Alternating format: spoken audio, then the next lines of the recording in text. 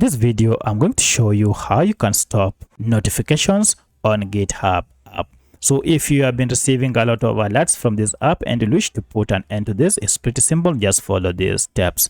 First, we need to go ahead and access the app info page. To do this, there are two ways you can achieve this. The long method is to go through settings, and the shortcut is just long press on your app and you should see we have app info.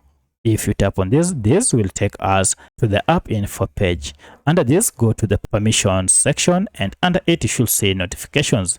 Currently you can see all these notifications are turned on, among them permanent notifications, vibration, play sound, lock screen, floating notifications, as well as notification badges. To turn all these off, just toggle off show notifications, and from now henceforth you never again receive any notifications from GitHub unless you go ahead and toggle this on again. So that's how you can permanently stop GitHub notifications on your phone. If you have any other question, kindly let me know in the comment section. Otherwise, thanks for watching and let's meet in the next video.